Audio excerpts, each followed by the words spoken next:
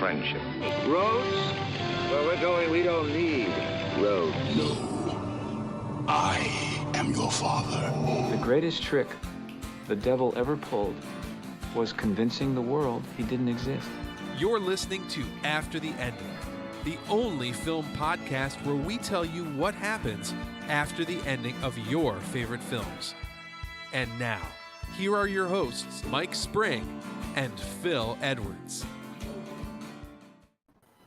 Hello, everybody, and welcome to another episode of After the Ending. I'm Mike Spring. And I'm Phil Edwards. And we've been away for a little while. There was some competing vacation times that kind of overlapped and then didn't overlap. And so by the time we were both in town again, it's been like a month since our last episode. So we apologize for leaving you hanging, but you know, that's how these things go. So I think hopefully now we're both rested and recharged. Does that sound accurate, Phil? Maybe a little bit rested, but yeah, no, it's been a bit of a hectic summer, as Mike said. It's been good weather, bad weather, holidays, colds, you know, because it's still things going around. But yeah, okay, all back and ready to go and talk about movies. All right, that sounds good. So yeah, we have a lot of movie stuff to talk about today. We got a jam-packed show. Phil, why don't you tell people what we're going to be discussing in this episode? Okay, we're going to be going after the ending of Dirty Dancing, that little film about a delicious dirty dance. We're also going to be talking about the first two episodes of Amazon's Lord of the Rings of Power, which has got too many rings in the title. And we're also going to be discussing the last 5 films we both watched, because it's been a while, so we're just going to catch up with those kind of things as well. And as always, if you're watching this live on Facebook, YouTube, you can leave a comment on the post where you're watching it. We'll be able to see it, so you can enter the conversation. We can discuss things. If need be, we can flash your comments up on the screen below us. We'll see how it goes. Oh, and we'll also be doing our recommendations at the end of things which may be film related, but can be anything and everything. That's right. I got some juicy stuff to bring up, actually. I'm excited about this episode. Like, I know that in my last 5 movies we watched, I think I have a couple of interesting things. I think there's a couple we've never talked about on the show before. I'm pretty excited about my recommendations. And, Dirty Dancing. I mean, that's a classic. So lots to cover. And then to start things off, I do have to share a little story, right? Something kind of cool. I mean, you know about this, but I'm going to go ahead and share it anyway. So I'm going to pop this up. Do you? I do. I think you do. I'm going to go ahead and pop this up. Now, I know if you're listening to the audio podcast, the picture isn't going to do you much good. Maybe go on YouTube and see if you can find the video. But if you're watching the show, here, oh, man's in the background. Okay. That didn't work out what I wanted it to. How do I? Okay. Okay. Well, that's going to be less exciting for those of you who are watching if I can't figure out how to do this. Well, it's been a while, so it. No, why didn't it go into the... Okay, hang on. I figured it out, I think. Hang on a second, everyone. And I know for those of you listening, sorry, man trying to figure out computer does not make for compelling podcast listening. But there we go. So that is me and one Mr. Nicolas Cage. You may have heard of him. He's an actor of some renown. And I ran into him on vacation. We went to... we had a massive epic vacation, went to San Francisco for a couple of days, then over to Hawaii for a week, and then back to I see you there, Phil, back to California into Los Angeles. And the first morning we were in LA, I ran into Nicolas Cage at breakfast in the restaurant in our hotel. And it was interesting because, as you can see from the photo, if you're looking at it, he's got the bright red hair and the beard and the glasses. And when you see him up close, there's no mistaking that it's really him. But what's funny is I was at the buffet. We were at breakfast. I was at the breakfast buffet, and I came back to sit down, and my wife says to me, like, "Man, this guy behind us really sounds like Nicolas Cage." So I kind of look back at him. And I see him, and I'm like, boy, he looks a lot like Nicolas Cage, too. And then I'm like, well, we're in Hollywood. So he was wearing a tank top, and I could see his tattoos. So very quickly, I did a Google search for Nicolas Cage tattoos, and I found a picture of his tattoos. And then I went back to the buffet to get something like I was like, oh, I need more apple juice so I could get a better look at him on the way back. And sure enough, the tattoos matched up. So now, hang on. Of course, I got one little thing I got to move here. My dog is trying to wreck my office. So anyway. So I I waited for him to finish eating because I don't like to disturb people while they're eating, obviously. And so he finished eating, and actually there was a father and a daughter next to us, and they went over to him and asked to get a picture. So once they opened the floodgates, I figure, well, I'm game then, because they already were the ones who were like, rude to kind of start things off. So then I was like, can I get a picture with you? And he said, sure. And so I got a picture, and I said to him, like, hey, I really thought Unbearable Weight of Massive Talent, which is his latest movie, and it's kind of a meta film where he plays himself. I thought that was brilliant. And he gave me the very, like, it's funny, like there's looks that he has that really well. He did this thing where he kind of like puts his head back and like sort of looks like down his nose, but not like in a snobby way, just kind of like, and he was like, that was a real fun one. And it was just like such a classic Nicolas Cage face. Like there was no mistaking it. You know what I mean?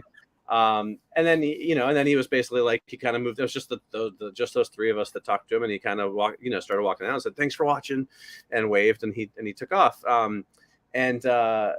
It's funny because, people see the picture. I'll show it again real quick. And they were like, oh, I never would have recognized him. And what's funny is, like, I don't know that I would have if I just glanced at him, if I would have recognized him. But here's what I'll say. There's no mistaking that voice, right? Like, it doesn't matter if you recognize him or not. The minute you heard him talking, because he was on the phone, he was talking to the waiter, like, then you were like, oh, that's totally Nicolas Cage. Like, there's no mistaking that voice, And then you see him up close, and you're like, oh, it looks like him. But, like, the second you hear him open his mouth, you're like, I'm 100% sure that is him. So that was a fun little celebrity encounter in Los Angeles. Didn't you do an impression of Nicolas Cage? I think that's like the one impression on the show that I have done before. I usually do everybody else. It's like a one-word or two-word impression. Yeah, I do this Superman when he was, because I joke about him being cast for Superman, and my whole Nicolas Cage Superman impression is, well, Lois, and that's pretty much it. I do like that. Cracks me up every time. Thanks. I always enjoy that one. I'm glad. Not many people seem to get the humor of it, I guess, but you do, and that's why I love you, Phil. Well, I'm just made up. He was nice to meet in person. Yeah, he was. I mean, look, it wasn't like he was like doing jumping jacks over, talking to strangers, and or like, he wasn't.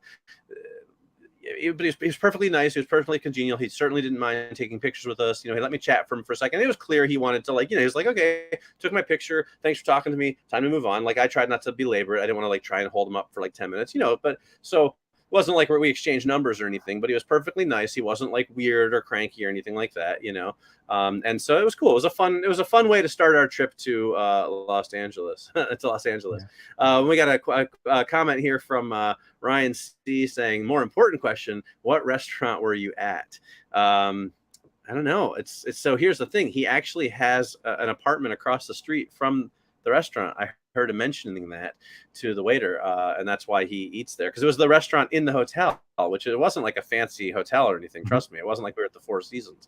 But I don't know if I should reveal that, because now that we are best friends, I feel like I have to protect his privacy a little bit. So, and I remember talking to Nick. He was going on about how he bumped into you. He said it was right, exactly. So, I wish. But anyway, I thought for his privacy, we'll keep the name of the restaurant and the hotel to ourselves. But you've seen an image. You could do search and things. But yeah, right. And Ryan says that makes sense. I appreciate your understanding on that, Ryan. I just, I don't want to jeopardize our friendship now, because it's just new still. You know what I mean? So it's a little early to be putting that at risk. So, but yeah. So anyway, like I said, I thought that was a fun way to visit Hollywood, and it was pretty cool. Of all people to run into, Nick Cage, not bad. Not definitely too bad. Good one. That's what you want to do when you go to Hollywood. You want to bump into somebody famous. Right. Exactly. Yeah. We totally did.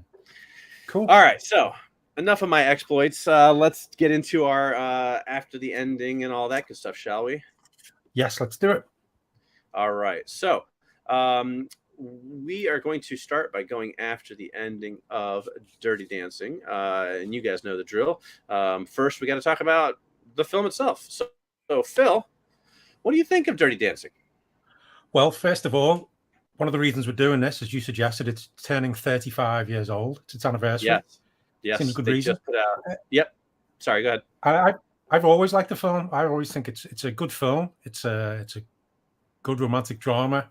Good cast, good performances by everybody involved. I've seen it loads of times. Mm-hmm. It's always one of those ones where I never seek it out, but if it's like on TV, I've watched it. I've seen it at the cinema. Though. Good for you. I think it might have been like its 25th anniversary Maybe I saw it at the cinema then. And some friends of mine, they went to the Secret Cinema Dirty Dancing earlier this year, which had been postponed from a few years back, and they said that was really good. But yeah, I've always enjoyed it. I always like Patrick Swayze. Whatever he's in, I've always enjoyed. Yeah, absolutely. And it's got a few. It's a decent drama, and the dancing is like, it's not that big a deal part of the film, to be honest. But I always enjoy it. And yeah, it's my take on Dirty Dancing. What about you? Yeah, it's like you said, it's the 35th anniversary, which is a little bit mind-blowing. They just put out a new, I think the first time the film's been on 4K Ultra HD, which I reviewed for my movie review column. So that's what made me think of it, because it's like, hey, this is a film everyone loves. We've never done it. It's the 35th anniversary. There's a brand new edition out there. So if you're jonesing to watch it again, it's the first time you can get it on 4K. It's got the digital copy, all that good stuff. But I really like Dirty Dancing. I mean, it's a classic at this point, and I think it's for a reason, I've seen it like you a bunch of times. I think it holds up really well. The soundtrack is amazing. Like you said, the dancing isn't that big of a part of it. It's not like a musical, you know what I mean? It's a drama that has some dancing in it. But it's part of the story. It's not a musical where people just break into dance for no reason. It's all within the context of reality. And here's the thing, I, like you said, Patrick Swayze is just, he's sorely missed. You know what I mean? He obviously passed away several years ago now, but he was great in everything. And this is the movie that made him like a superstar. And I like several of his films, and I think he's just, it's easy to see why everybody fell in love with him when you watch this movie. You know what I mean? Like, you don't get many actors who are like cooler / sexier than Patrick Swayze as Johnny Castle. It's pretty awesome. So I do like Dirty Dancing quite a bit. Yeah, he had good screen charisma. For sure.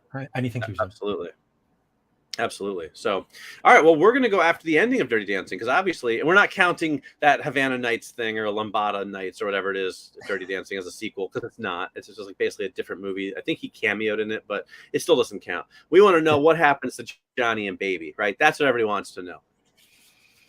And that's what we're hopefully going to find out.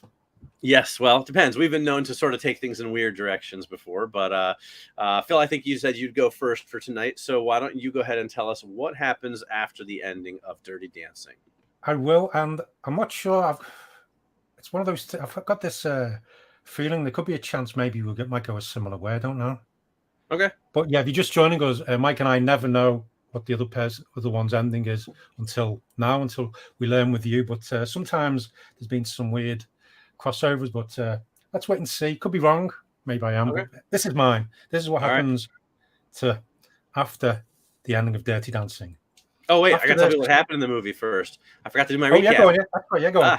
Sorry, because I know everyone knows Dirty Dancing, but it might be a while since you've seen it. So I always like to do the recaps so people remember sort of the events in case anything important for our endings. So let's see. This is what happens. We take a month off for vacations. We get all rusty. I know, and it all goes to hell. All right.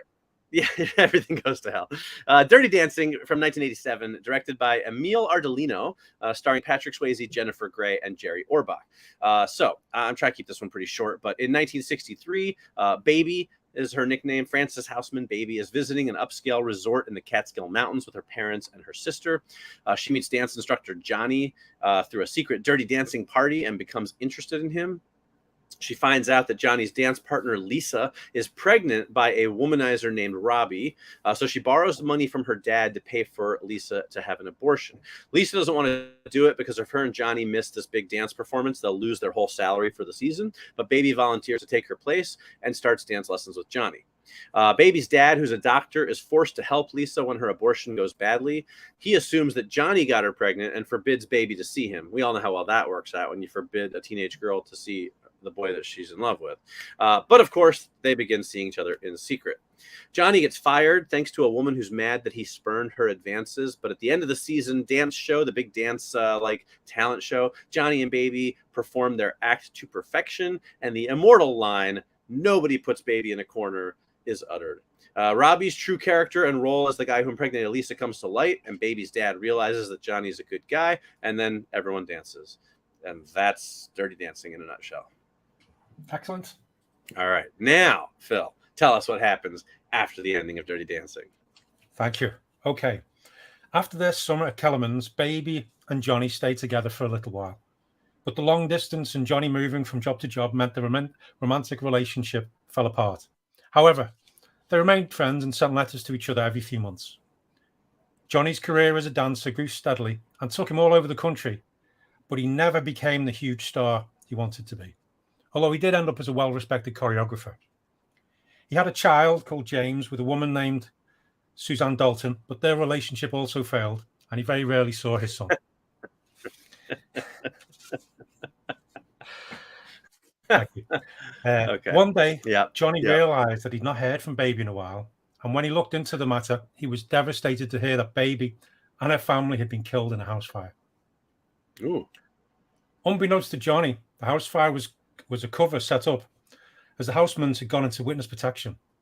Dr. Jack Houseman had been witness for a huge case involving the mob. For the family's safety, they had to fake their deaths and disappear and take on new identities. Baby, as you'd imagine, was upset to give up her past life, but she understood. It was for the good of the family and her own safety. She was now known as Kate, or Katie to her friends. She fell in love and married a man called Tom and had a successful career in real estate. But Kate and Tom doted on their two kids, Jeannie and Ferris. And that's my ending. All right. Very nice. Very nice. I like it. Okay. Now I don't like to over-explain our endings, so I think everyone picks up on who Ferris and Jeannie are. At least they should pick that one up. But I feel like some people may not have caught the Suzanne Dalton bit in there. That, of course, and him not being around much, meaning that his kid was Dalton from Roadhouse, of course, which was also Patrick Swayze. So I do like how they each gave birth to their own characters. So very well played, sir. I enjoyed that quite a bit. Thank you very much. And it kind of works out with the years, maybe. Yeah, right, because the Dirty Dancing takes place in the 60s, and those are both movies from the 80s, so it's conceivable that they would about fit that timeline. So yeah, very nicely done. I couldn't resist. I was going to go like a normal romantic kind of thing, but I thought no. Once I got the idea, I thought I'm going to do that. Well, I'm going to make it work. I'm glad you went in that direction, because I went with the normal romantic thing, and that way we have a little bit more variety. So actually, there is not any overlap in our ending. So here's the thing I wanted to mention. I never like to assign gender roles to movies. Like anybody can like any movie, doesn't matter what gender you are or whatever, right? But you can't deny that Dirty Dancing is a movie that is very well loved by a generation of women, especially men too, but especially women of a certain age love Dirty Dancing. And now there's a second generation of their kids who love Dirty Dancing as well. And I know this for a fact because my wife, Dirty Dancing is her favorite movie, and now my teenage daughter, Dirty Dancing is one of her favorite movies, right? So I felt a little responsibility with my ending to not go off the rails, because there's a good chance that they both might listen to this episode, and I felt like I had to live up to something. I felt like I owed it to Johnny and Baby and all of the legions of Dirty Dancing fans out there to go in the more, emotional, romantic kind of vein. So I'm glad you went in our more traditional kind of wacky, fun way. Now I'm going to get a little more, Well, to be honest, I almost had Robbie become a serial killer, but decided not to. It's been a while for newer listeners. Phil definitely had a run for a while there where he was semi-regularly turning people into serial killers, and it became a big, long-time running joke on the show. I think we haven't seen it as much in recent years, but that would definitely be a great throwback. So, all right. Well, I liked it very much. Nicely done. You what? I must get back into that. Yeah, I've not done it since we've gone to video. I've not done that. I don't think. Right. I wonder if it's something like that, because the camera lens is on you, so now you feel a little more self-conscious about making everyone into serial killers, because people might read more into it, even though there's not really that much difference between doing it on audio only and then video. But maybe there's something about that. I don't know. Right. Maybe I'm just psychoanalyzing. That's it. The next one, everybody's going to be a serial killer. Well, I'm going to try and suggest then the least serial killer movie ever. Like I don't know, like Ants, or something like that. or something. It'd be like, Paddington 2. And it's going to be like, okay, everyone becomes a serial killer. Oh, yeah. He reverts back to his true bear nature. Right. He is a bear after all. Right. So. But I digress. We digress. Okay, all right. What's going on with your Dirty Dancing? All right. So here's my Dirty Dancing after the ending. Here we go. Okay. So as their vacation ends, Baby and her family return to Long Island. I have no idea if they're really from Long Island or not, but it seemed pretty apropos. So Baby's completely in love with Johnny, and he loves her back, but he has to settle his affairs in the Catskills before he can go anywhere. He promises Baby that he'll follow her wherever she goes once he's got his affairs in order. When they return home, Baby discovers an acceptance letter from a college in Maryland. She hadn't been planning to go to school necessarily, but her father secretly sent in a college application, and she was accepted. But school's starting in just a few days, so she has to hurriedly pack and get ready to move. She calls Johnny and tells him where she's going, and he tells her he'll see her soon. She heads off to college and enrolls in a dance program after a stunning audition. Things are going well for the first few weeks, but during a new routine, Baby suffers a nasty fall and breaks her leg in multiple places. Johnny, meanwhile, has gone radio silent, and she can't get a hold of him, and she starts to fall into a deep depression. Weeks go by, and Baby is barely eating or sleeping, and she stopped going to most of her classes. Finally, she goes in to get her cast off, and she realizes that while she can walk okay, her future as a dancer is probably over. She slumps on a bench outside of the doctor's office and begins to cry. The end. No, I'm just kidding. I'm kidding. That'd be terrible. Then she hears a familiar voice. Hey, Johnny says, sorry I'm a little late. Baby looks up in disbelief and throws herself into Johnny's arms.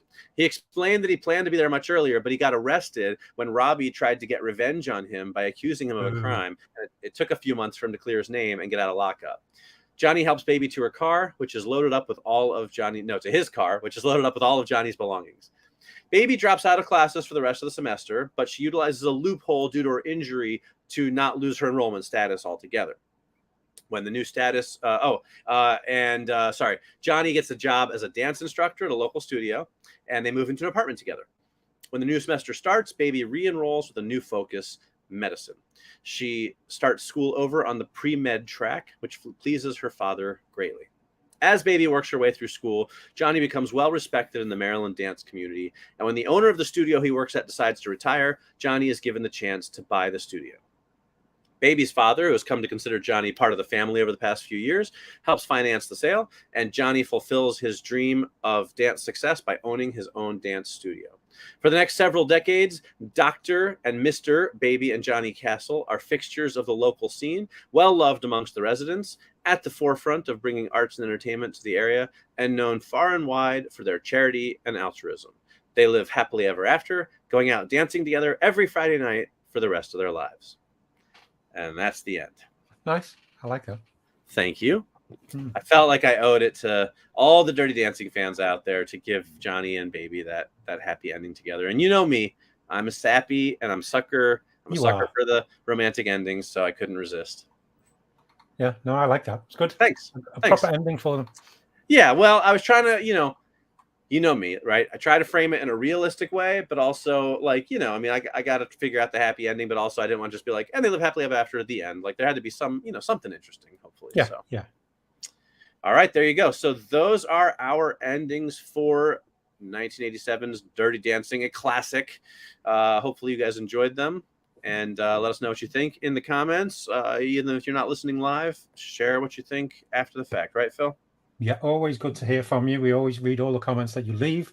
Oh, and also, if whichever podcast platform you're listening to this on, if you can leave a review or like a 5-star or whatever, however many stars you think it's worth, and like and share and all that razzmatazz. You know the drill. It's always very much appreciated, and it does help. Every like, every share, it does help. Absolutely. All right, so now we're going to move on to our spoiler-free discussion of Lord of the Rings, The Rings of Power, the new Amazon show. We're not going to get into any spoilers. If you haven't seen it yet, you can listen without fear. Frankly, I don't even know if there's that much to spoil. No, I was thinking that. But even if there was, we're not going to spoil it. But we are going to talk a little bit about our initial thoughts on the show. Phil, I think you've probably seen a little more than I have. So I guess we'll just kind of jump into things, right? So do you want to start off and share some of your thoughts about it? Well, yeah, so it's The Lord of the Rings, The Rings of Power. Recently hit Prime Video, the first 2 episodes. You've probably been aware it's had lots of controversy running up to this because it turns out the rights they said they had, they didn't. Lots of people had already made their mind up before it even aired. Trailers came out, so people have been lots of people saying it's going to be rubbish, and other people saying let's wait and see. And we waited and saw. And while it's not rubbish. I've seen people say it's an abomination, it's dreadful, and all this stuff.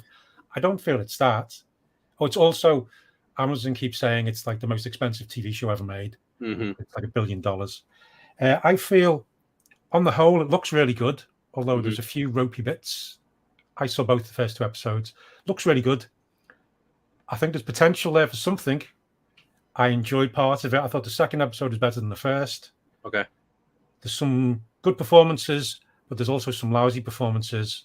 I felt the script was a bit lousy. It was all a little bit boring, and it felt like it was all set up with no payoff. And I know it's like 8 episodes, but with the 2 episodes gone, we're 2 hours into it, and you want to see something going. The pacing is all not quite right, and I think the showrunners on the show, I can't remember the names, but they're inexperienced, and it surprised me a bit to bring on inexperienced showrunners for something this big, and also not have any big name actors in it. Right. There's a guy in it, Lenny Henry. He's one of the Harfoots who was lots of people in the UK will know him because he was a comedian, impressionist, actor, and he's been doing more things like that. But it's good to see him on the screen. But apart from him, everybody else is kind of may recognize the face and things like that. But I mean, I enjoyed it more as it went on, and I'm interested to see where it goes. That's my initial thing. What about you? I'll be honest. I did only watch the first episode. I didn't actually realize that 2 episodes had dropped until you mentioned it like earlier today, and I was like, "Oh, there's a second." Like I didn't realize that. I think that's partially because I wasn't. I think had I been more excited by it, I probably would have looked closer to see if there was more episodes of it. Here's my biggest issue with it, with the first episode, which is an hour and 5 minutes, is I thought it was boring as molasses. Like I just thought it was really slow.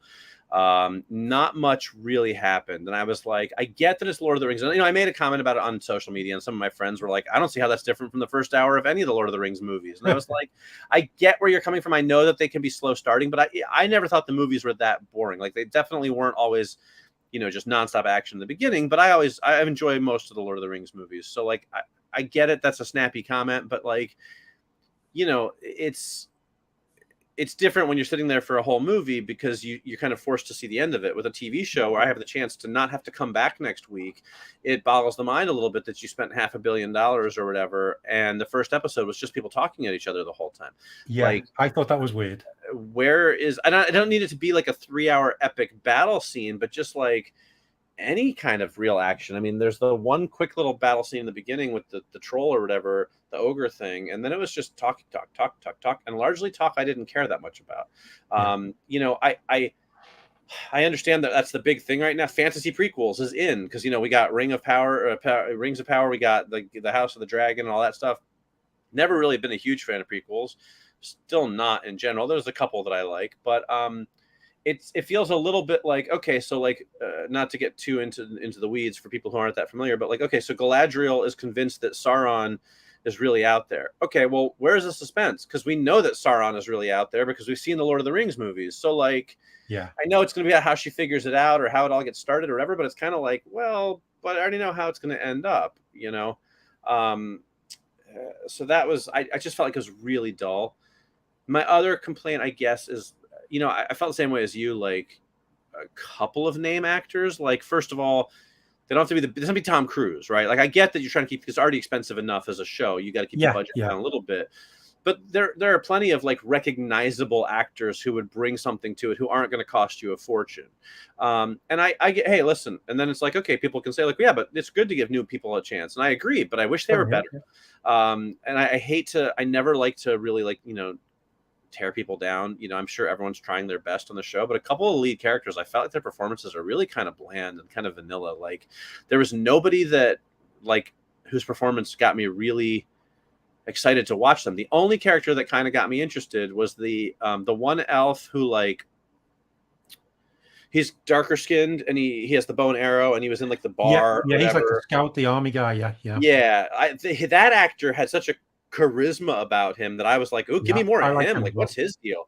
I'm sorry, I don't know the actor's name or the character's name, but he was fantastic. Like, but some of the main characters, I was kind of like, really? Like, I'm not loving their portrayals of these characters. And I'm not coming at this like I saw somebody on social who was like, this show's an abomination, and he was like, well, the Harfoots are in Second Earth, and this is in Middle Earth, and that's completely inaccurate. And I was like, okay, let's settle down with that stuff. Like, I'm not a diehard Lord of the Rings like reading books fan. That sounds bad. I love reading books. I'm not a fan. I haven't read the Lord of the Rings books. Like, I'm not complaining because they're like not 100% accurate to the texts. You know what I mean? Like, that's a whole different argument that I try not to get into that because I don't generally care about that stuff. But just as a casual fan, it's like, could you guys do something a little more interesting here? Like, make me get excited about this?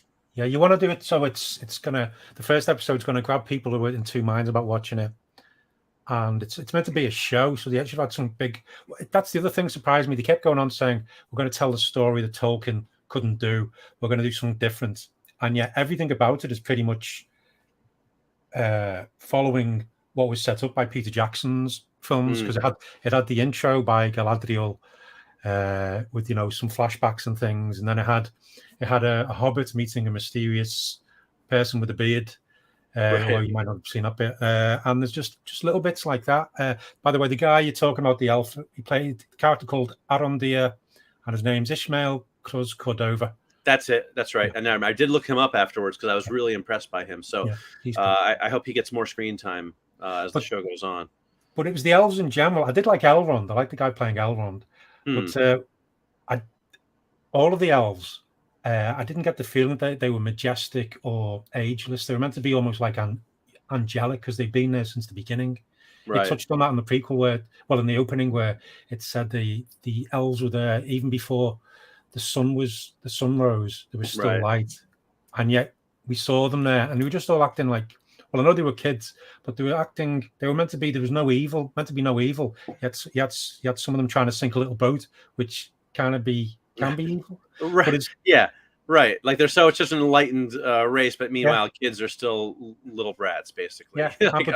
But then these elves, like Galadriel and everybody in Elrond, have been alive for hundreds, thousands of years, and they just came across as arrogant people, impatient, and yet they'd have the most patience. It was nice the bit where Elrond, he hadn't seen his dwarven friend, because to Elrond it was only 20 years, and that's like a blink of an eye for him. But the dwarf was upset. But as I said, Elrond gave the closest to like an elf kind of persona, but everybody else was seemed to be a ratty human full of all human foibles and things like that, which you don't want to see that with the elves in the Lord of the Ring films and the books and everything. They're these majestic, mysterious people, and I haven't got that feeling from them. Right, and if you're going to have somebody who's not doing that, it should be something more notable, more of an outlier, where it's like, oh, why is this one like that? That's what makes them interesting, because they're different from the other elves. But instead, they were all kind of like that, and it just was like, oh, they're just people with pointy ears then, Yeah, exactly, yeah. And I made a note saying, having a smug grin on your face does not make you wise and mysterious. Very accurate, very accurate. Yeah. I mean, I guess here's the thing. I was on the fence about whether I'm going to watch another episode or not, because honestly, I found the first one. I don't like. Here's the thing. Here's aside from Galadriel and Elrond, because they were existing characters, I don't remember a single character's name. Like, that's not a great sign. I was going to make a note of that as well. Maybe I'll watch a second episode and kind of go from there. I guess I also didn't realize it was only 8 episodes, so like I am a pretty big fan of the movies, so I guess I'll probably revisit it, but I'm certainly not excited about it. It's not high on my list. And like you said, it's a TV show. You can't save all the good stuff just for the end. If people don't make it to the end, then that's not going to do you any good. If it's too boring or whatever to get people hooked in, then what's the point? Exactly. I mean, it just seems, as I said, I enjoyed the second episode more than the first one. I'm interested to see what happened in the third one. I'd recommend people, if they're not sure, I'd recommend watch the first 2 episodes and see what you think. There's still lots of characters who we've seen in trailers and things who haven't shown up. But at the moment, it feels very much like generic fantasy show. There's nothing sort of setting it apart, which is what I wanted with the Lord of the Rings. Because Amazon did The Wheel of Time, and I've not read the books, but I thought that was okay. It was I enjoyed it while I was watching it, but I know it just, again, that was felt very generic in places. And to be honest, the best fantasy adaptation that Amazon have done so far was the cartoon, the Critical Role, The Legend of Vox Machina. That was the most faithful thing to it and had the most kind of cool fantasy elements to it. But, but on the whole, I'm still. It's not as dreadful as people are saying. It's just generic and kind of. It could have done with a few more passes on the script. Yeah. I guess I'm just surprised when you're spending that much money on it. Yeah. That and it's not. I feel like this is gonna maybe, I don't know, be oversimplifying things, but I feel like it's not that hard to make a great TV show these days. There's so many of them out there. Like most people's problem is they don't have enough time to watch all the shows that they want to watch, right? Because everyone's talking about how great this show is, and how great that show is, and how great this show is. And it's like, this should be that show that everyone's talking about. Like, you know, like Game of Thrones at the height of its popularity, everybody was talking about it all the time because everyone loved it. Like, this should be that show, like where everyone's just going, oh my gosh, I can't get over how great Lord of the Rings is. And it's not, you know what I mean? That's Richard Brown just commented. I think he's got it right. Yes. Sounds frustratingly a little like Fantasy by Committee? Question mark. I think is it what's his name? Amazon guy Jeff Bezos. Jeff Bezos, yeah. I think he said, "Oh, I want to do Lord of the Rings. I love Lord of the Rings. Let's buy the rights. Let's do something." And then it's been passed down, filtered through, and people have gone, "Oh yeah, let's do this." And then we go, "No, we can't do that." And it's just got bounced back and forth. And I don't know if they're trying to just please too many people, maybe. Like, I don't know if it's like, I feel like maybe they're trying to cater too much to both the Tolkien fans and the casual fans, but then the end result, I feel like, is they're not pleasing either. Like, I don't know if like the answer is to go further away from the books and just kind of create your own story, or if the answer is to dive deeper into but whatever it is, I feel like whatever they're doing, it's not really working all that well.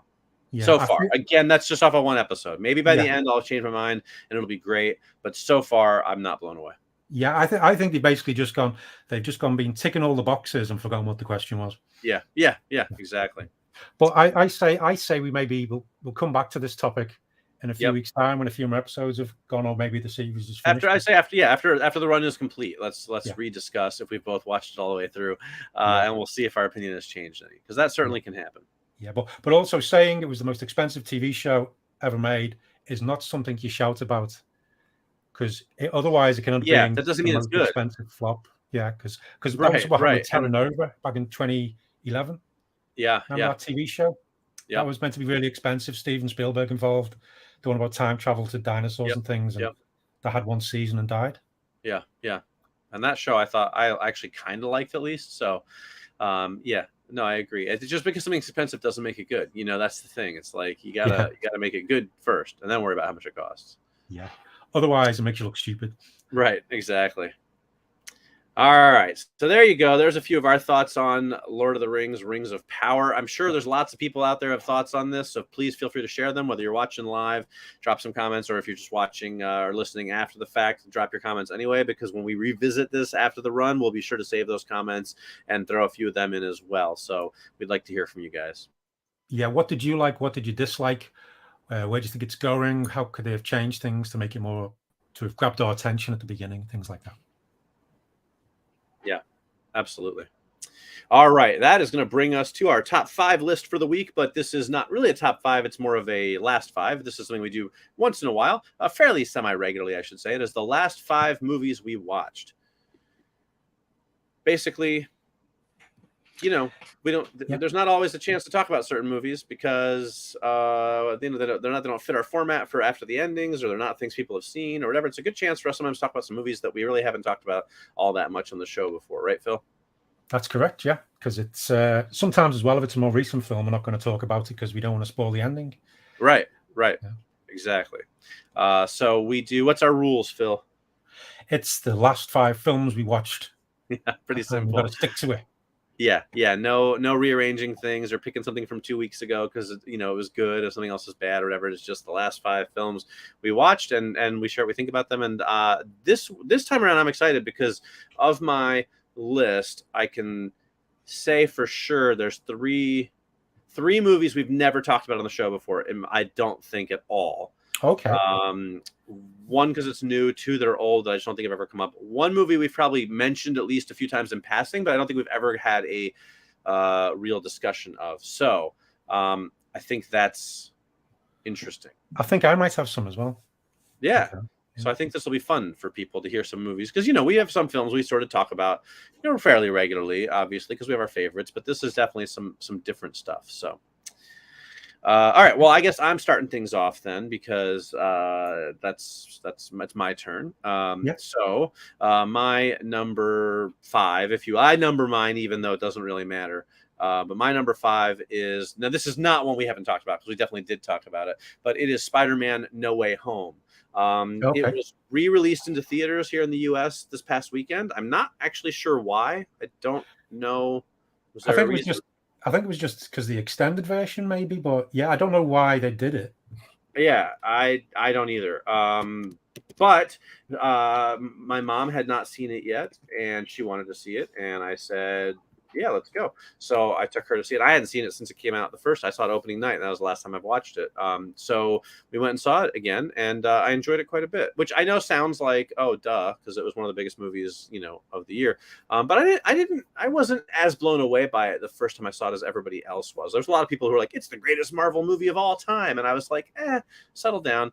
It's pretty good. I had some issues with it the first time around. And I definitely still had a couple issues with it this time, but I really enjoyed it a lot.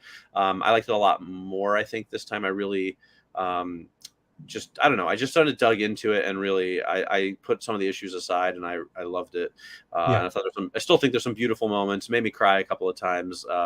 And so, so sort of I found in the recent years, almost all of the Marvel movies that have come out, I have liked better the second time around.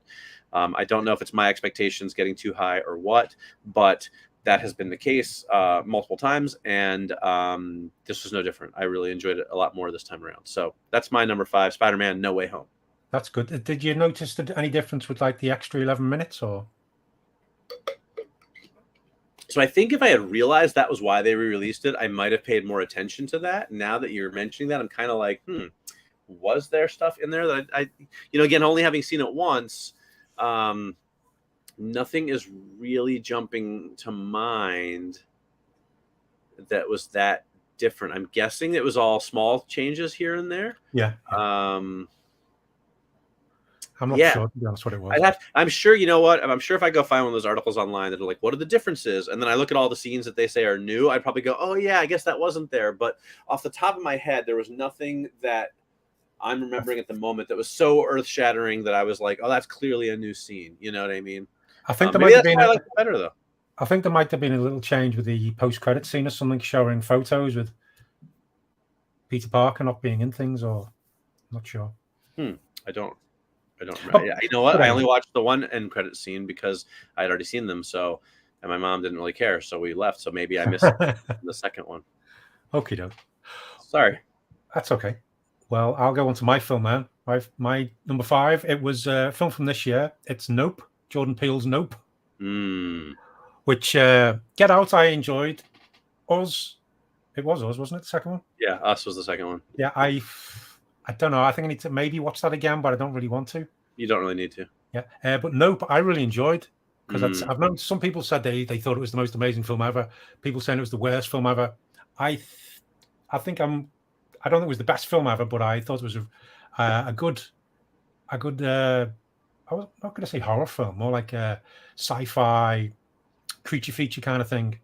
Basically, Jaws on a ranch. I could tell you don't think that, but I like the whole concept of Jean Jacket, what it was, how it was the inspiration for. Oh well, I'm not going to spoil anymore, but for various things we've seen in the past. But right. I enjoyed it. I like the performances. I like the setup. I like the creature. And it's one of those ones where I think when it first came out of it, I went, oh, yeah, it was okay. But this was like a couple of weeks ago. But every now and again, I keep thinking of it and going, oh, okay, let's see if it seems to go up a bit more in my estimation. But it's my favorite out of Jordan Peele's films. Really? 3 so far, yeah. Even more than Get Out, huh? I think so. Although it's been a while since I saw Get Out. So interesting. I mean, at this point, I'm okay if Jordan Peele just stops making movies, frankly. I sum up my review of Nope in one word, which is nope. I thought it was incredibly stupid, and I thought that its own internal logic was broken several times, which really bothers me. And I can't really go into it without the spoilers, but like they would set something up as being like, well, this thing causes this thing to happen, and they would do something that completely contradicted that 10 minutes later, and it really annoyed me. And there were so many unanswered questions, and I did not care for it at all. I thought it was dumb. I liked what's her name, Keke Palmer's performance a lot, but what's his name, Daniel Kaluuya, I felt like and through no fault of his own, his character is such a stoic and miserable dude that it was like he just has like one expression the whole movie, and it was like, well, how am I invested in this character then? Like, what am I supposed to be interested in with him? Yeah, I'm not. No, and I thought Us was really stupid. Also, it was nice seeing what's his name though from The Crow. Oh yeah, Michael Wincott's always great for sure. Yeah. But then he did stupid things too as a character. It was like, well, why'd you do that? That was dumb. There was plenty of other ways to handle that. Like, you didn't have to do that. Just. Yeah, not a fan. No, I think he did what he did because you see him taking tablets. So I think he was just. Anyway, spoilers. Yeah. Anyway. Okay, what's your number 4? All right, so my number 4. Now we're getting into the movies we've never talked about before. My number 4 is Secret Headquarters. It is a Paramount Plus exclusive film starring Owen Wilson. Oh yeah. And I hadn't even heard of it, and then when I was in LA, actually, LA being a big movie town, I saw a huge billboard for it, and I was like, it's got Owen Wilson dressed up as a superhero and a bunch of kids, and I was like, what is this movie? So when we got home from vacation, I watched it, and I really enjoyed it. Actually, it's the kind of movie that I think in like the late 90s, early 2000s probably would have been a huge box office hit. Like, it would have fit nicely along with something like Spy Kids. Yeah. It's basically Owen Wilson plays a superhero called the Guard. He has this like alien technology that he uses, and his son, who he's kind of not a great dad because he's always off being a superhero. His son and his son's friends discover his secret hideout underneath the house, and they go in and they start playing with the equipment, and that attracts the bad guys. And so the kids kind of have to try and fight off the bad guys. But then Owen Wilson does also show up, so that he's not just like not in the film at all. But it's just like a good kind of like family superhero. Not really a comedy, but it definitely is a lighter-hearted film. Like I said, very much in the tone of something like, not quite Spy Kids, but something like Sky High. Yeah, like Sky High. It's that kind of thing, Yeah. I find it quite enjoyable. It's not, it's not cinematic genius or anything like that, but like Owen Wilson's always likable. The kid who plays his son was really good. It's just a fun movie. It's a good way to kill a couple hours. I think a lot of different age groups can watch it. I think kids like, probably like later elementary school up or middle school up will probably enjoy it. And I think adults can enjoy it because it takes itself seriously enough. But yeah, Secret Headquarters, it's on Paramount Plus. It's a lot of fun. I enjoyed it quite a bit. And like I said, I think it in theaters at a certain time would have been a big hit. So worth checking out at least. Yeah, cool. Yeah, I saw the trailer for it, and it did seem it's one of those ones where going, well, where's this come from? When was this greenlit and things like that? Right. I'm glad it's good. Yeah. I think people will enjoy it. Okay, my next one is another one from this year. It's because I saw it back to back with Nope. I had a free Monday, and I just booked whichever tickets were showing at the time. But this one is a Bullet Train. Brad Pitt, Sandra Bullock, and a whole host of other people. It's a really good cast. It's based on a novel. I want to get the name right. Based on the 2010 novel Maria Beetle by Kotaro Isaka. But it's really good. Brad Pitt's an assassin getting on the bullet train to get a package. And turns out there's lots of other assassins and thugs and thieves on the train. And it's basically an ensemble thing with Brad Pitt just bumbling around. His character's got real bad luck. But it's not the best film. It's not the worst film. It really made me chuckle. Though it's very stylized in the way it is. It has lots of whip pans and zoom focus and flashbacks to give you the introduction to a character who's then only in it for like the next 10 minutes and things like this. Lots of cool. It's maybe a bit over the top in the way it's structured and everything, but it's a bit like the one from a while back. Which had a big ensemble. Oh, that one. Oh God! It had Jeremy Piven and Ryan Reynolds. And it's gone.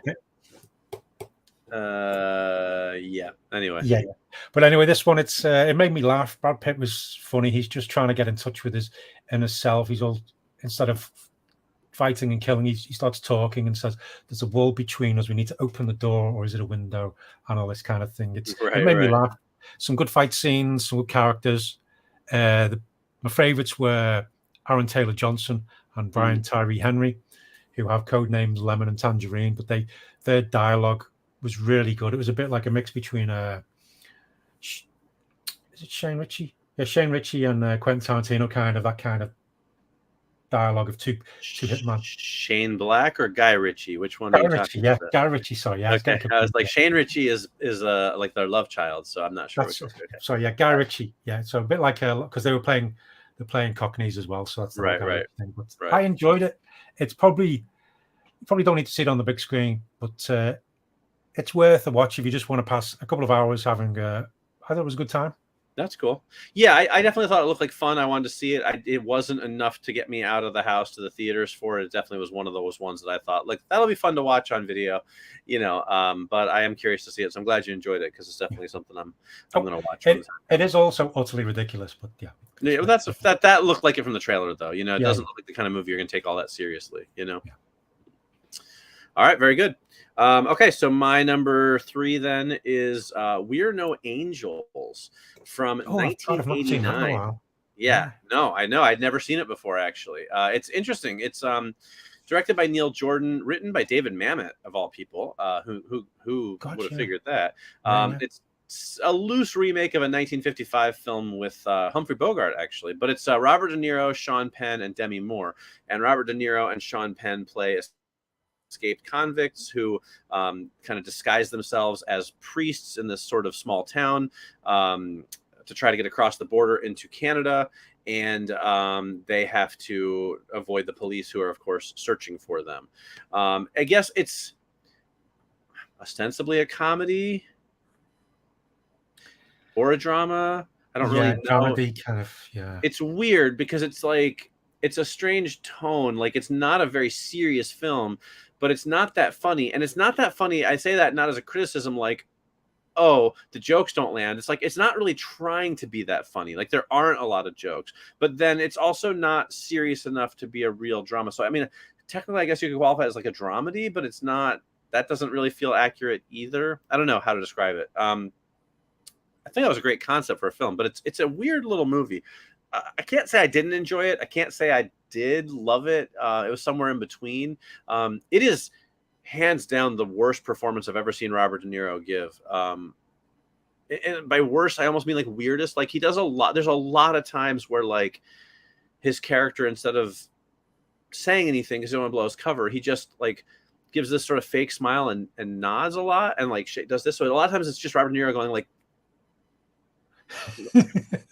which I know, again, for people listening, isn't helping you at all. But it's like, just picture Robert De Niro giving like this goofy grin and like shaking his head a lot. It's really weird. I'm like, you guys couldn't find any dialogue for him that would have fit that, and like, so because it's like half the movie where he's doing that. It's really weird. To be honest with you, I was kind of like, what is this? Was this like Robert De Niro's like cocaine phase or something? Like, you know how some of the actors like, or like Stephen King's Bad Books were all during his cocaine phase. Like, is that what's going on here? I'm not sure.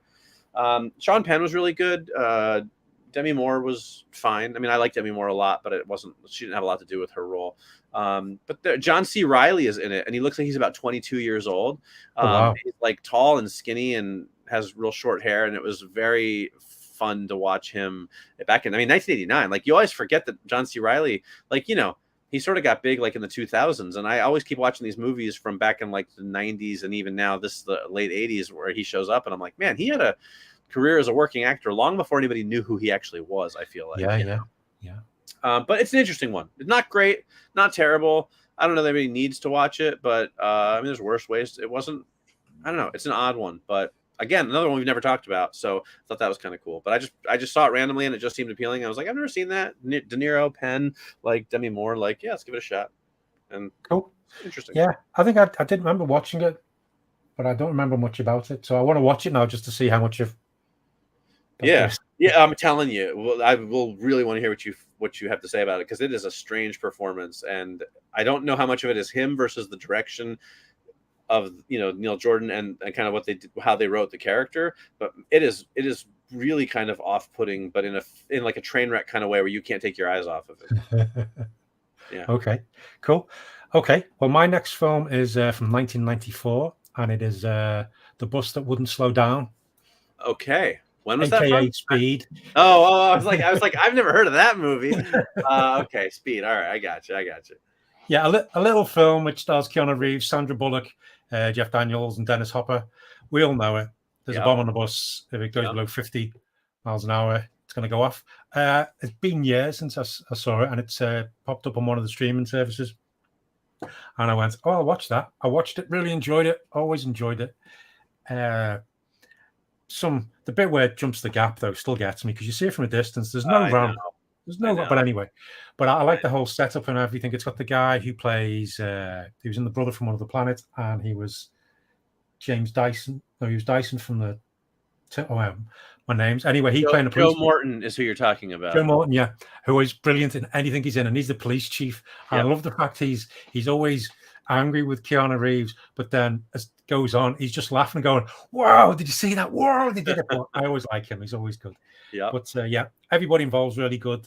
Nice group of actors on the bus as well. Yeah, Cameron. I really enjoyed it.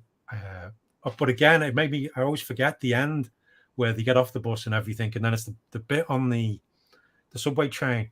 It just, I'm always like, I lost interest in it, and I remember doing that in the past as well. It's when that bit comes up, you sort of going, but we've already done it. Oh, we're still doing this now. Okay, it just seems to be, it seems to run out of steam a little bit when it's trying to wrap it up. You think it's going to end, and then there's like another 20, 25 minutes of this final encounter.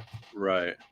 But on the whole, I really like it. It's good fun and everything. But it's interesting because I've felt that way about the film before. I've always loved the movie, but I've agreed with you a lot in the past that ending does always seem like it just is like it isn't quite as good as the rest of the movie, and that's a bit of a disappointment. Yeah, that's it. But I watched it again a couple months ago actually with my daughter. She had never seen it before, and I didn't feel that way this time for some reason. Like the ending worked better for me this time than it has in the past, and I don't know why. It's not like I think the ending is brilliant or anything like that, or oh my gosh, it's the best part of the movie. But it just didn't bug me this time around.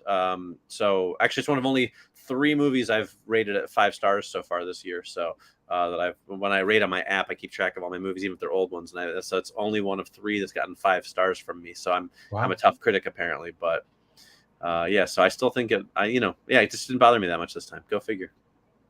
I want to answer Richard's question, which he just put up.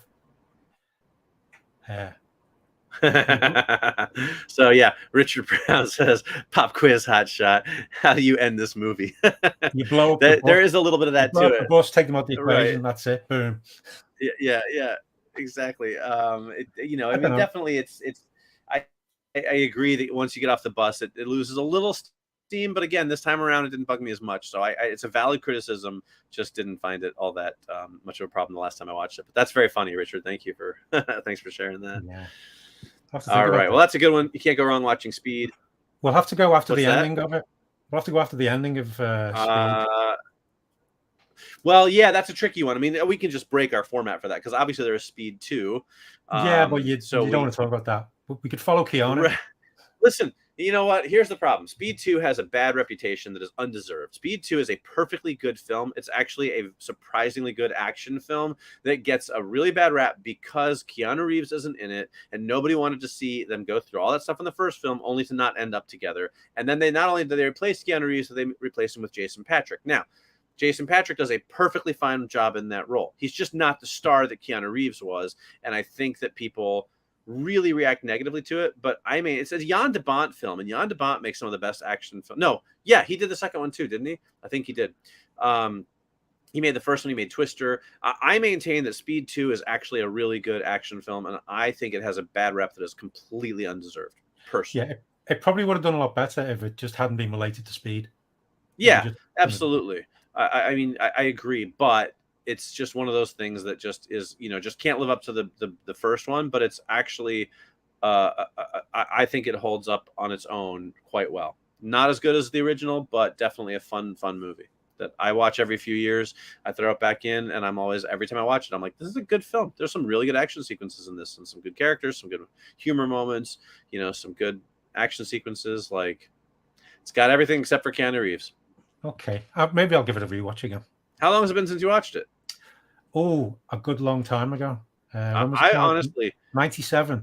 Oh, probably about early 2. Yeah, probably not long after it came out. I would bet you that if you rewatched it, I think you would revise your opinion of it. I think you would be surprised by how good it is. We'll see. We'll see, Mike. We'll see. All right. Well, maybe I'll have to place a small wager on it. See if I'm right or not. Okay. Well, that was my number 3. What's your next film? My number 2 then is another film we've never talked about on the show. It's from 1957. It is Jailhouse Rock, starring none other than Mr. Elvis Presley himself. Yeah. So I've become a little bit obsessed with Elvis lately, thanks to Baz Luhrmann and his movie about Elvis. I have really started to become an Elvis fan. I've gotten into his music a lot.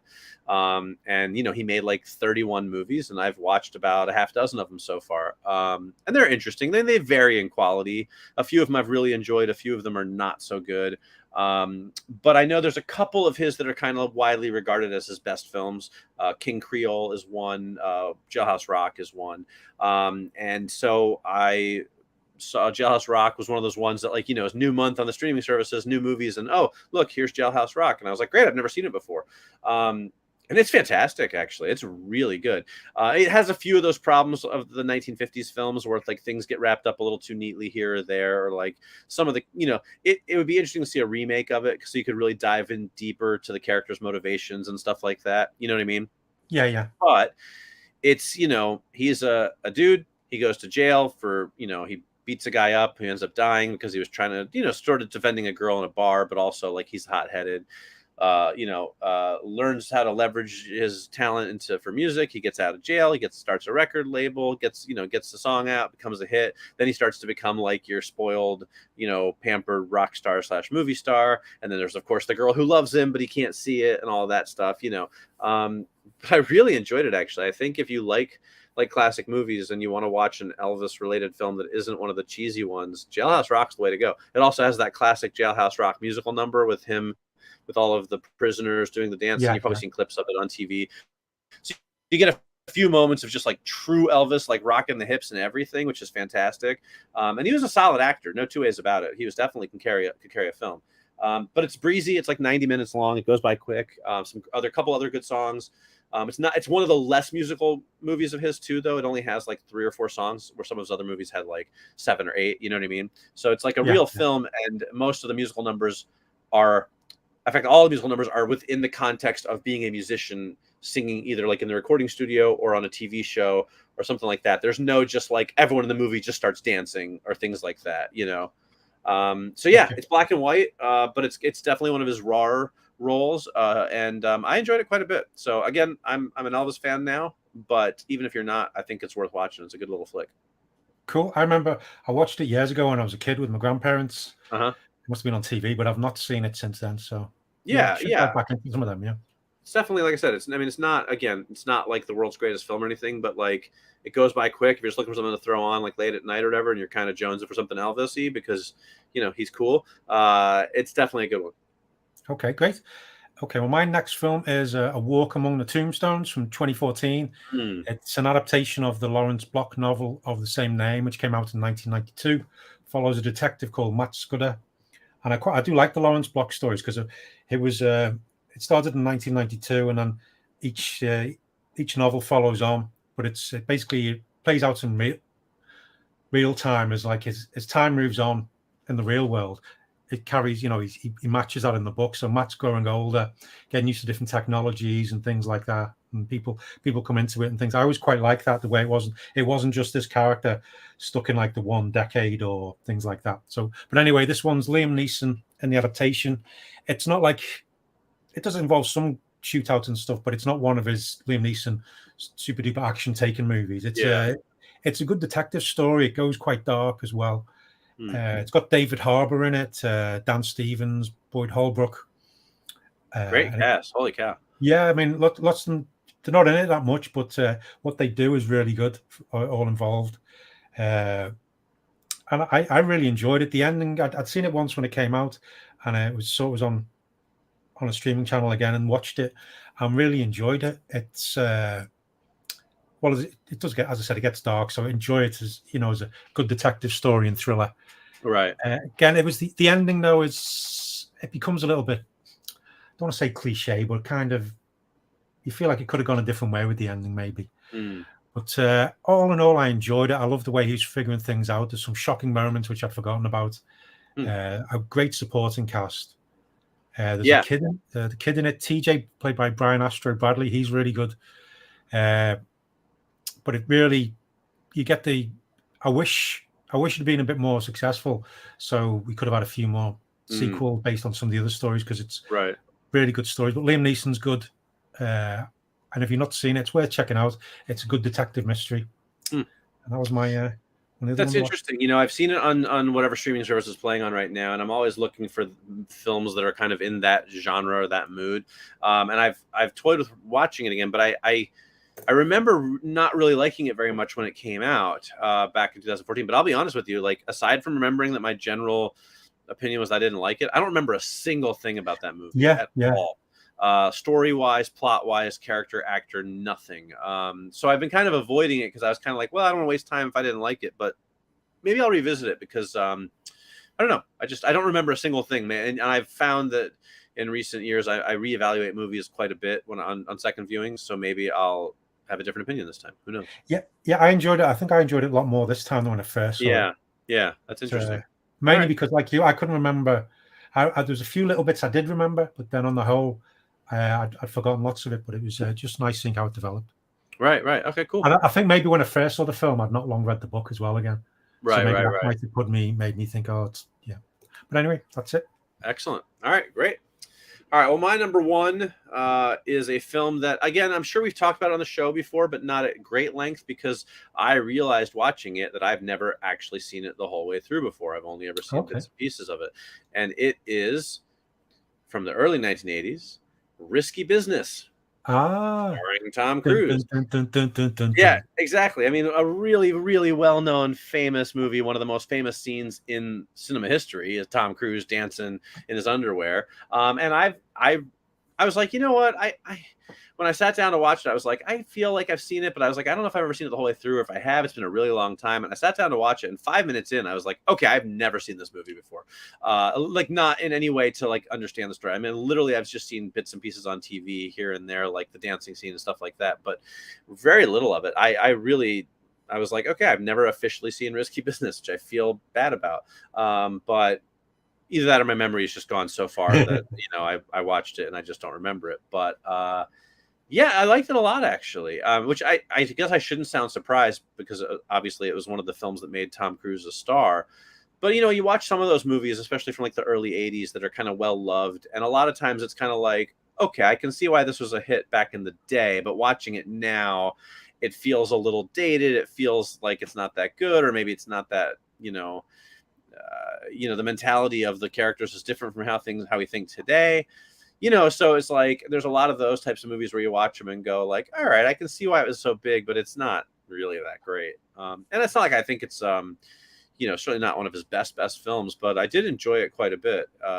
And yeah, I mean, it's a lot more about hookers than I think I realized. Like, I knew that was a part of it, but I didn't realize how big a part of it was. Like, the whole movie is really about sex, which I think I just wasn't quite dialed in on. But I thought it was good. I thought his performance is great. Rebecca De Mornay is good. Some good supporting cast members too, like Bronson Pinchot is in there. Curtis Armstrong is in there. Richard Masur shows up, who I always like, you know. But great soundtrack. Is Joey Pants in it? Oh yeah, Joey Pants is in it for sure. He's one of the main characters, sort of like one of the main supporting characters. It was like one of his first big roles. So Joe Pantoliano, for those of you who don't know, Joey Pants is. So yeah, Risky Business. Go figure. I know it's a weird to like have an epiphany about Risky Business like 40 years after it came out, but apparently that's me. So that's my number one, if you will, of the most recent 5 movies we've watched was Risky Business. Yeah, I've not seen it for a while, but it's a good film. Yeah, I just said good supporting cast. Okay, my last film ties in with your meeting. It's 2005. It's Lord of War. Okay, all right.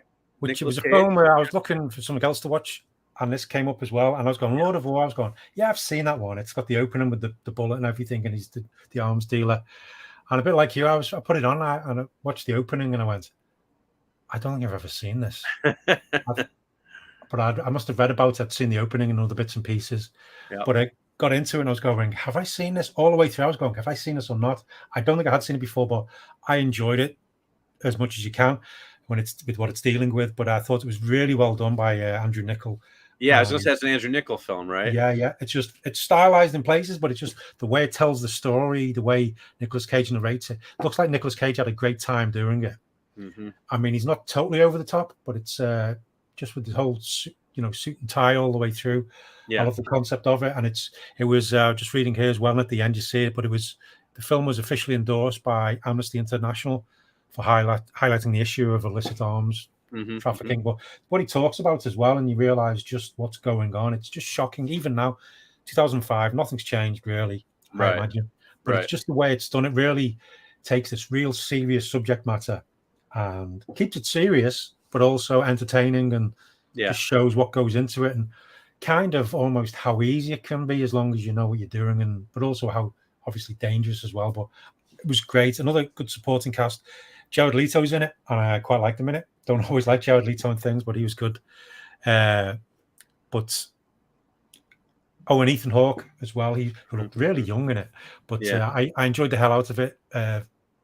Great scenes, great tension. Kind of, I imagine it could be a good one to watch back to back with Goodfellas. Similar kind of characters getting in over their heads or enjoying what they're doing, even though they know it's morally wrong. Right. But Lord of War. If you've not seen it in a long time, go watch it again because it's real good fun.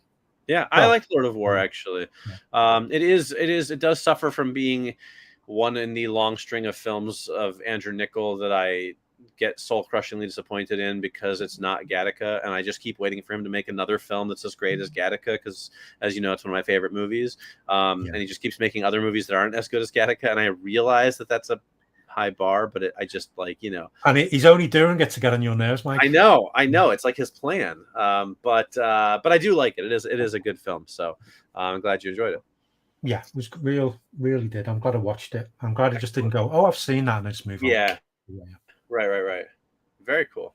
All right, so there you go. Those are the last 5 movies we watched, and I think we talked about some stuff that really hasn't gotten a lot of play on the show before. So I always feel like that's really enjoyable. It certainly is some good films.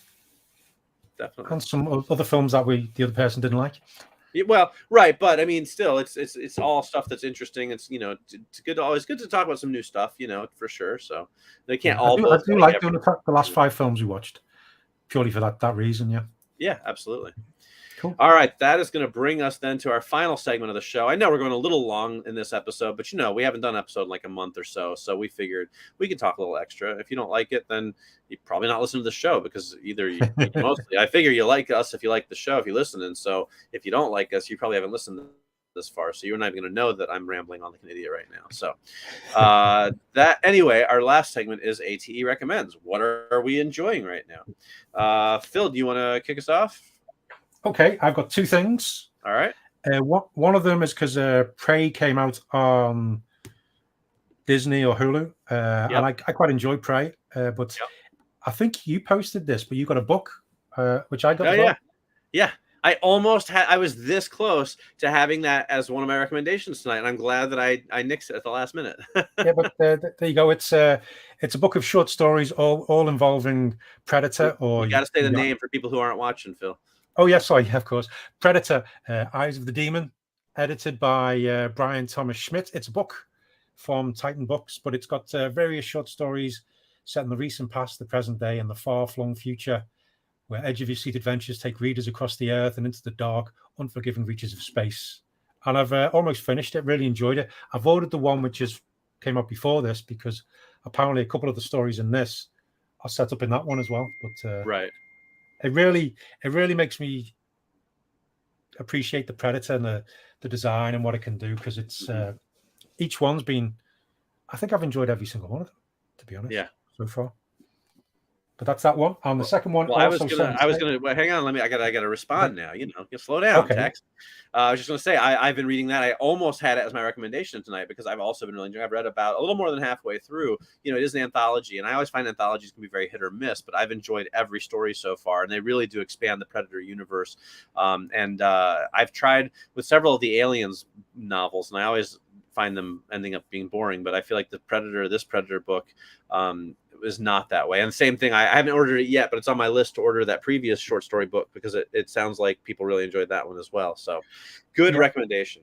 I think it's also good because you get some of the stories are from the viewpoints of a predator, different predators. So you get to see more of their society and thing, which is really good. Exactly. I agree. Absolutely. Yeah, some different, and the fact there's different personalities of them. So where like with the alien, it's just they're just drones, aren't they? So yeah, exactly. But speaking of aliens, my second one, I think I've recommended this before when it first came out, but I hadn't played it until recently. Right.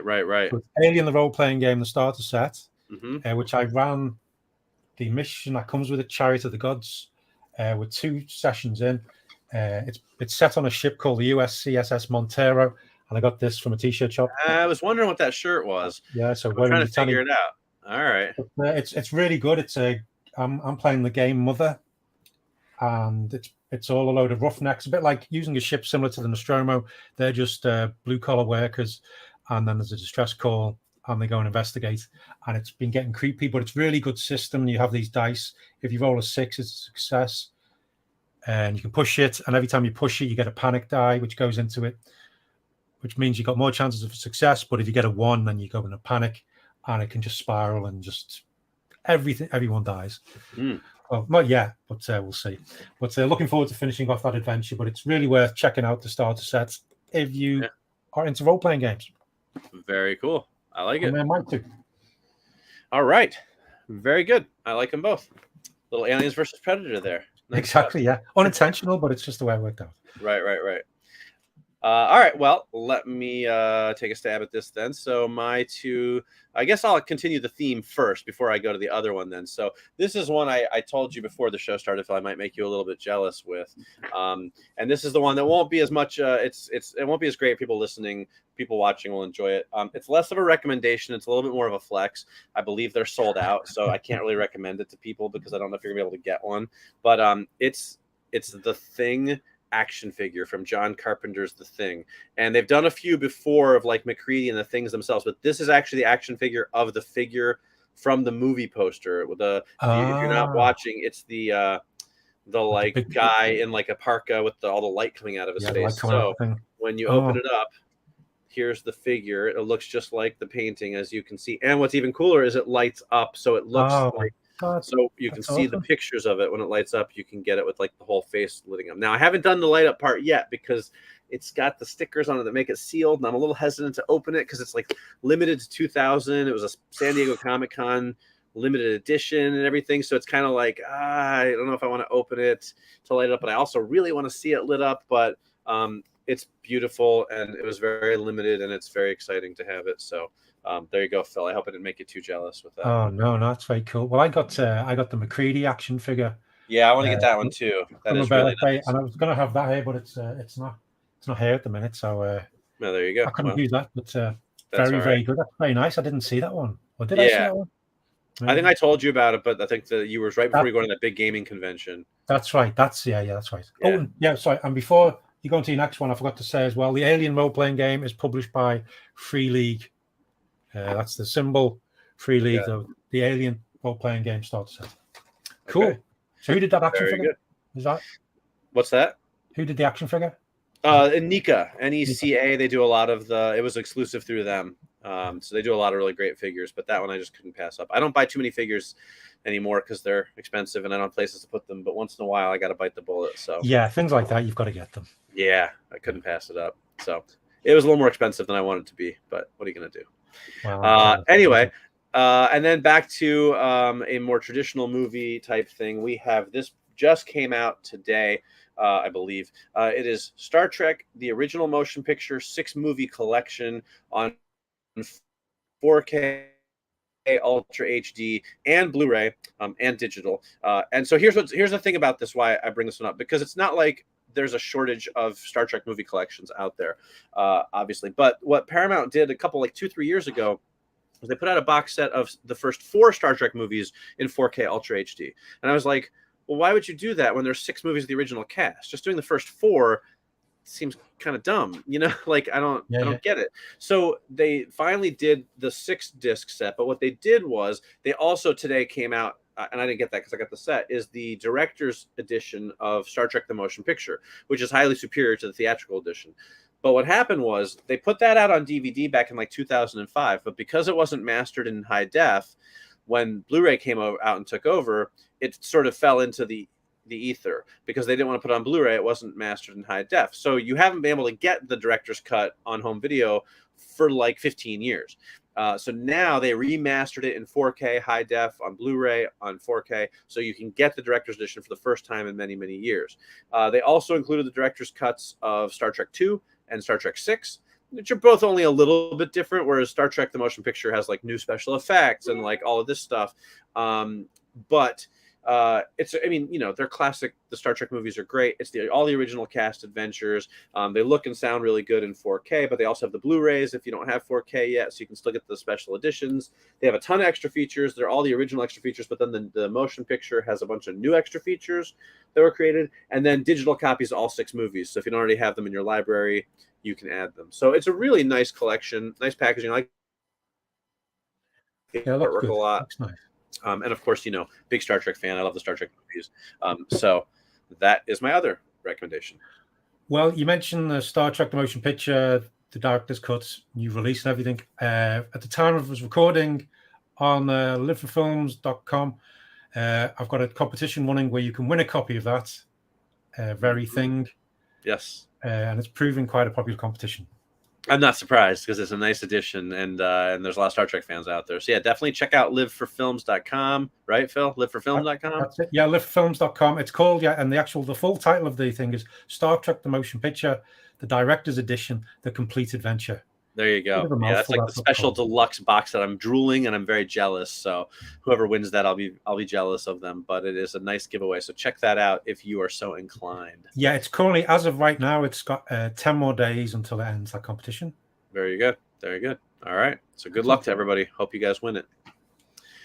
All right. So we've been going for a while now, but that is going to start to wrap us up. An action-packed show. I mean, as far as, you know, action goes, but you know, lots to talk about, lots of new movies, things we haven't talked about before.